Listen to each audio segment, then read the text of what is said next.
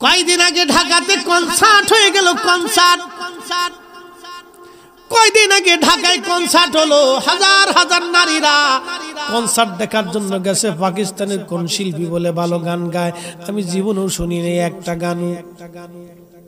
বলে কোন শিল্পী বলে ভালো গান গায়, এই ভালো গান শোনার জন্য বেডিরা গেছে। প্যান্ট শার্ট পরে বেডি যায়, বেডির মায় যায়, মেয়ে যায়, মেয়ের মা যায়। মাও প্যান্ট পরে, মায়ও প্যান্ট পরে, মায়ও জাঙ্গিয়া কি বলে হাফ প্যান্ট, মেয়েও হাফ প্যান্ট, মায়ও জিন্সের প্যান্ট, মেয়েও জিন্সের প্যান্ট।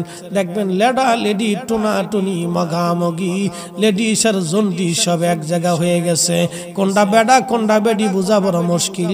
ইজলে মিজলে সব এক জায়গা হয়ে গেছে।